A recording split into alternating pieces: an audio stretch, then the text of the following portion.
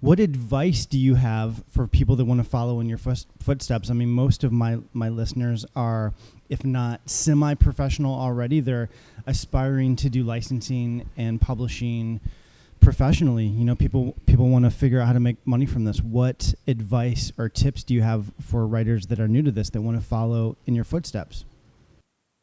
Yeah, definitely. My advice would be to keep going. I actually just did a video on this, for my YouTube, and pretty much I was just saying, like, there comes a point, especially in music licensing, where you have to put in a lot of work before you see any fruits of your labor.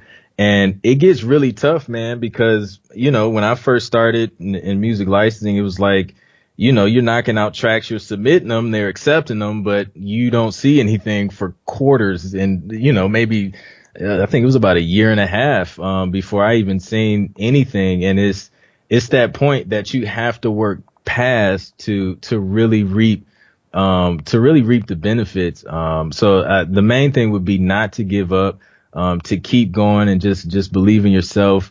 You have to be consistent, and you have to create consistently. You have to create often, because you can't create 5 tracks, send them off, they get accepted, and then just sit and wait and do nothing. Like, you have to create, you have to submit, and you have to forget about it and just repeat the process.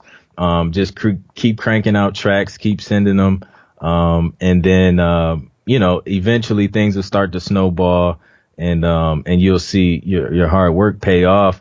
Also, I would encourage everybody to really understand the business of music, and the different aspects, of how you can generate revenue. I think that's one of the hardest parts for musicians and artists and producers, is really monetizing their craft. So really study and look into ways you can monetize your craft.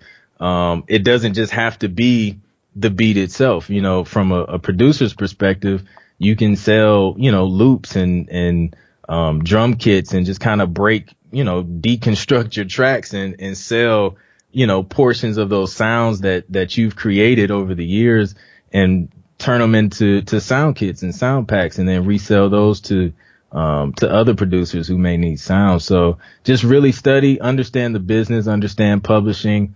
You know, if you don't understand an agreement or a contract, you know, get an entertainment lawyer and have them look over it, so that, you know, you're put in the best situation possible, legally, and you're protecting yourself and your rights, and just make sure, you know, you understand what you're getting and what you're not getting.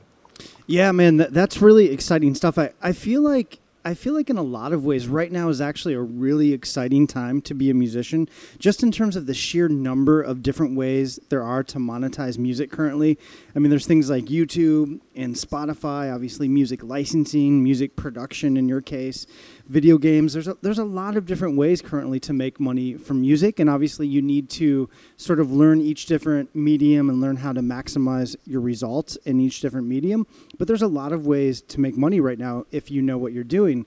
But I feel like in terms of licensing, one of the key things you said in this podcast so far is that you have a catalog of like 500 tracks. You have a really large catalog. I know Eddie Gray, another composer I work with a lot, has 1,000+ tracks and growing. You need a lot of tracks for this to make sense, you know, to turn it into something really substantial. And I work with a lot of writers that I do consulting with. I did a consultation with someone earlier today, and he's like, I have one fully produced track ready to go. And he's like, is that enough? And I'm like, no, you need to really build this up to something substantial for it to become something substantial. But let me ask you this question. In the beginning, Anthony, when you were first starting out, how long did it take you until you really started to see things pay off? It was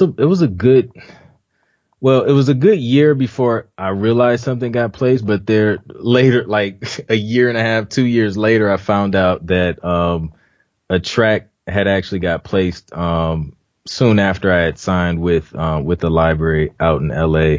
But of course I didn't see it on my royalty statement until like a long time from then. but yeah, so that one was rather quick, but I didn't know anything about it. Then when I got paid for it, it was it was like 47 cents or something like that.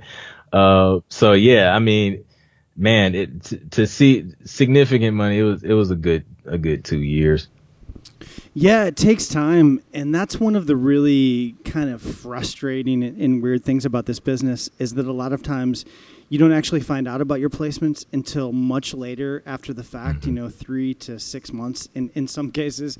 And I've had moments, of real frustration where I've really been down about my music career and the music I'm making at Hmm. times. And unbeknownst to me, at that very moment, those very periods of frustration, Right. I actually had music that was being placed. I just didn't know about it, and it's just a weird aspect of this industry. I mean, it would be really nice Yeah. if you would get a phone call or something, or I mean, sometimes people do notify you, but a lot of times people don't, and it's just you really have to look at this as a long-term endeavor, I guess. But what were you doing? In the beginning, you said it took a couple of years before this really turned into a substantial revenue stream. How were you supporting yourself in the very beginning? So I'm a musician as well. So I was playing for a church, and that's kind of how I made my income on Sundays. So that was my income that really held me over through until music licensing started making up a significant income, and then working with independent artists. I had a couple artists where we were consistently working on their projects, so that kept income flowing in.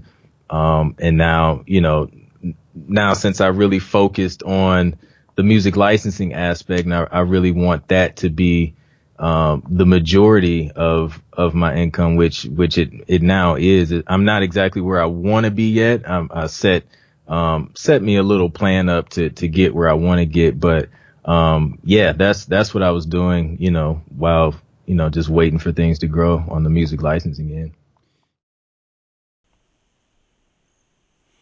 I hope you enjoyed this video. If you did, please subscribe to my YouTube channel below. I release a ton of new content on a regular basis related to music licensing, music marketing, and the music business in general. I should also let you know that every single day this month, every single day throughout the month of August, I'll be releasing a new video related to how to make money licensing your music in TV shows, films, ads, commercials, trailers, retail outlets, the internet, and much, much more. So every single day this month, I will be posting a new video. Subscribe to this channel to be notified.